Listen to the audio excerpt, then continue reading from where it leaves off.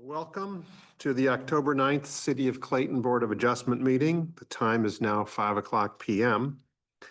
My name is Rick Bliss. Today I will be presiding as the chair for this meeting.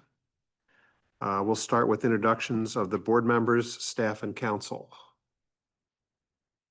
Rich? Rich Lentz. Lee Hansen. Liza Street. Bryce Woolen. Hobie Crop with the city. Ryan Helly, planner with the city. Kyle Cronin, counsel for the city and for the board. Great. And Rebecca Brewer, court reporter. thank you. Board members and alternates are appointed by the mayor, approved by the Board of Aldermen. Members serve without any monetary compensation. This board consists of 5 regular members, 3 alternate members. All members must be residents of Clayton and hold no other office or position in city government. 4 votes in favor of granting a variance are required to decide in favor of the applicant. This is a duly advertised meeting. The proceedings are on the record. Ryan, if you'll call the roll, please. Rich Lentz, Here. Lee Hansen, Here. Liza Street, Here. Bryce Woolen, Here. Rick Bliss. Here. The first item on the agenda for tonight's meeting is the approval of the minutes for the last meeting, which was held on June 5th. Are there any questions, comments, corrections? I noted one on the agenda, on the minutes, excuse me. On page 1, under paragraph number 3, it reads an appeal from Mark Birchler with an L. On the back, it references Mark Bircher without an L, and I wasn't sure which was the correct name. We'll review and update it. Okay, thank you. Subject to the revision, is there a motion to approve? I move to approve the minutes of the June 5th meeting. Second. All those in favor? Aye. Aye. Aye. No opposed? Okay. Moving on. Tonight we have one application on the agenda, an appeal from Stacy Karlovic, applicant on behalf of Raylyn Chase and Kelly Chase, owners, for the property located at 125 Crandon Drive. Stacy, are you ready to go? All right. Before we go further, anyone wishing to speak either in favor or in opposition to the application needs to be sworn in. Rebecca, if you'll swear, anybody who's going to speak, please stand, raise your arm, raise your right hand. Take it from here. Do you solemnly swear the testimony you're about to give the truth, the whole? I do. Stacy, are you not going to speak? I'll go. I didn't know if you were saying, I'm not opposing it, so. Anyone in favor or in opposition? Go ahead and raise your right hand, I'll swear you. Do you solemnly swear a testimony you're about to give the truth, the whole truth, and nothing but the truth, so help you God? Okay. We'll start with Mr. City Attorney. Does the city have any exhibits to be offered for consideration? Yes, thank you, Mr. Chair. The city offers the following exhibits. Exhibit A, which is the Code of Ordinances for the city of Clayton, with specifically section 405.1900 relating to setback requirements in the R2 single-family dwelling district, and the Clayton Master Plan, that's Exhibit A. Exhibit B, the zoning review application and denial letter from Hobie Crop, the planning technician. Exhibit C, the appeal to the Board of Adjustment. Exhibit D, the plans and survey provided by the owner. And Exhibit E, the staff report. Okay. Do you have any objection to those documents offered as evidence for this meeting? Okay.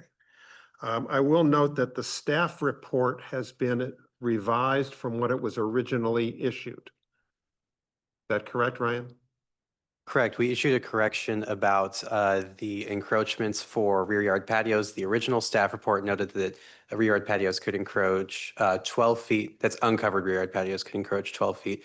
The correction is that there is no setback for an uncovered patio. Okay, thank you. Okay, I guess at this point, Stacy, if you want to come forward, tell us your name, your business address, and what you'd like us to know, to learn tonight. Okay, my name is Stacy Karlovic. I am the interior designer for this residence. My business address is 5 Georgian Acres in Frontenac. What I want you to know about the project is the patio was existing as what was just explained. They are wanting to, there was like a rotten pergola over part of it. They tore it down. They were just rebuilding over the current patio. They didn't know at the time and then pulled me in that they just thought they could build it. So it's 5 feet past what the rules of the setbacks are. His reason is he's going through extreme health treatments right now. He can't be in the sun at all.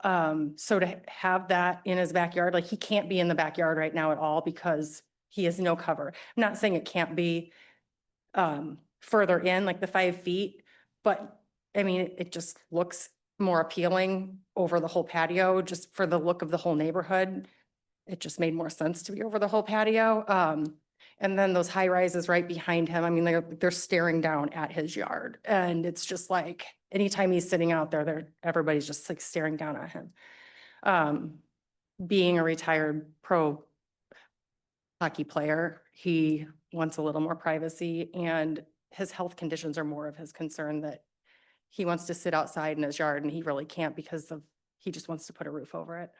Okay, Those are his biggest reasons of wanting this covered patio. okay.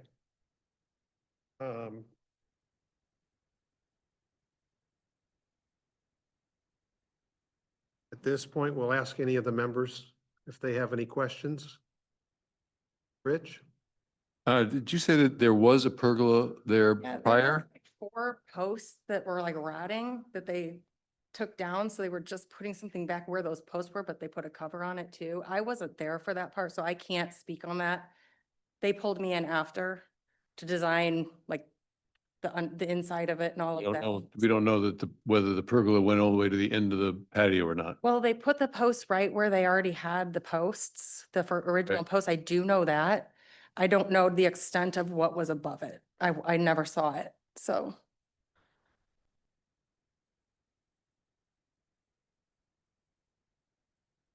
Lee, anything? Any I was questions? curious as to why the contractor didn't pull a permit to begin with. Because Kelly was having somebody he know just do, like it's one of his carpenters, and he wasn't from here and had no idea. And then when Kelly pulled me, I'm like, no, you can't build a roof. Like, you can do flat work, you can do stuff like that, but you have to follow rules when it comes to building up. And so that's when they stopped, and now that's where we're at now, is trying to say, how do we move forward from what has been done? Liza? Nice. No. Okay. Would you kind of walk us through the alternate plans that were considered? He thought of one of those retractable awnings, but they couldn't get one that went far enough that could cover the views of all the balconies behind him. You can only get some that went, I think it was like 10 feet out structurally. So they did think of that. Then he thought of just getting some type of like a temporary pergola, but that looks really cheap. And no, I mean, no one wants that in their backyard. I mean, neighbors would hate that. So then he's just like, I'll just build a roof line. It'll look much nicer for the neighborhood. Unknown that he needs to follow rules and get permits. So it was kind of like every other option. Either he couldn't do the retractable because it doesn't go out far enough. You put a temporary one, it's going to be ugly. I mean, it's not going to look good to the neighborhood.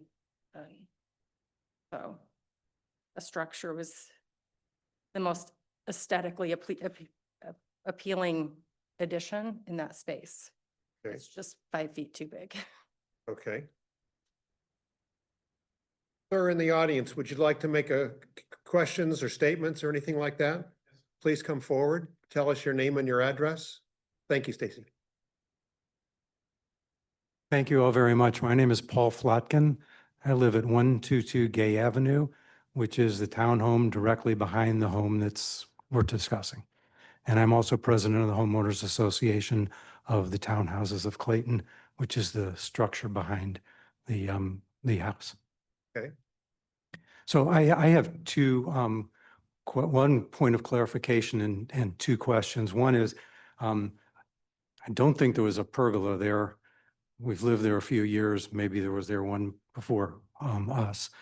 So my two questions are, one is, does anybody have a rendering of what this is going to look like when it's finished? To clarify, the covering is finished. I'm sorry? The roof over the patio was already constructed. Yeah, I understand. I was just wondering what the structure, the walls, the columns are unfinished. So they're just going to be stained wood of where they are right now. Is that on here? Yeah, just like a normal. Okay, okay, Theater. okay. And then the second thing I wanted to ask was, well, as you can't really see, and obviously the house was not really maintained toward the end. And I was wondering, there are dead trees and significant number of dead branches on these things. And it seems to me, I was asking if there's a landscape plan to be able to possibly shield and have some privacy for these people and also privacy for the townhomes. There's not a present landscape plan. A landscape plan would not be within the scope of review of this board, and our site plan review regulations would not be triggered by the scope of work that they have undertaken. So there's nothing that would require them to go through a landscape plan. Okay, so there is nobody reviews that. I mean, There's- not only this board, but nobody reviews it. The Plan Commission does review landscape plans. It's just that this scope of work that they have does not require them to provide a landscape plan. Okay, then I guess on behalf of the homeowners, I would like to, I mean, we're not in opposition to this whole thing. We don't, I'm not representing a group that's, pitchfork people and want to, make this thing not happen.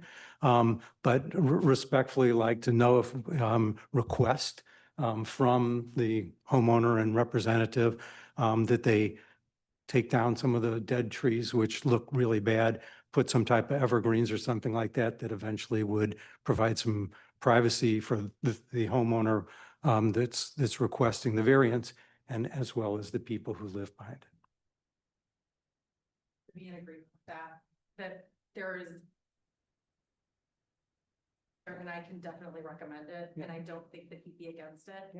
Yeah. I did tell him next on his list needs to be landscaping, grass, all of it, so I 100% in agreement with that. Right there's a lot of trimming needs to be done. A couple to the north of this picture is a couple. There are, yeah, yeah, sure. they're hanging over the fence and. Right. So, I mean, it could be part of the project, when we do this. That's great. As I said, we don't have opposition. It's Right. not, we just want a little clarification in terms of providing the privacy that he's looking for, as well as the privacy we're looking for. Some landscape would work well, some evergreen trees. So, Seems like a very reasonable comment. Thank you. and thank you all for your service to the community.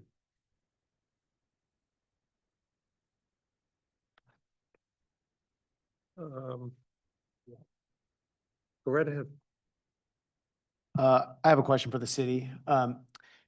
If the structure is not affixed, if it's just a temporary structure, if they go to Home Depot or one of the big box stores and were to buy something that's not attached to the ground and it goes over the setback, would that fall under the same rules?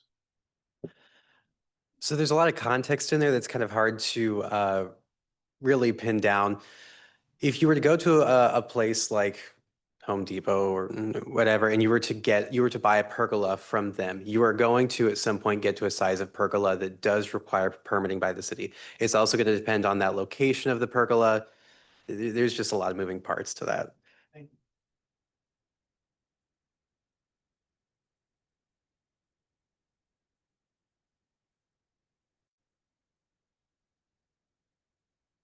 I'll ask this question of Ryan. Is it the observation of staff that there is presently an appropriate amount of light and air that's not going to be adversely impacted by this structure? Correct. Okay. Is it also your observation that, or staff's observation that the structure does not materially increase the danger of fire or materially diminish or impair the property value? Correct. Okay.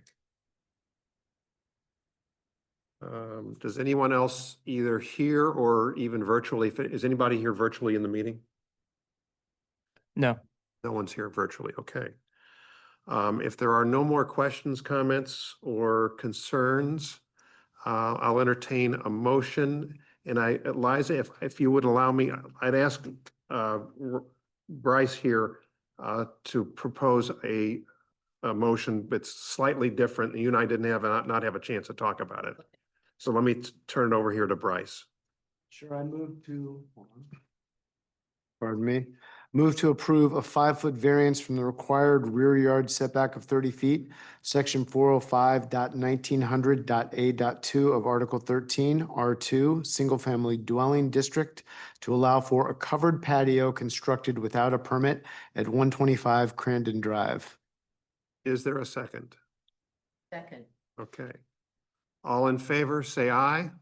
Aye. Any opposed? Motion carries unanimously.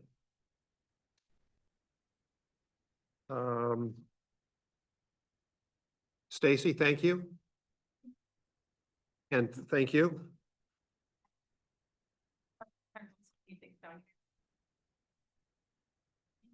I've kind of thrown into it, like, we need to get all that stuff down, and they were so helpful. Good to know. Thank you so much. Ryan, how are we looking for next month?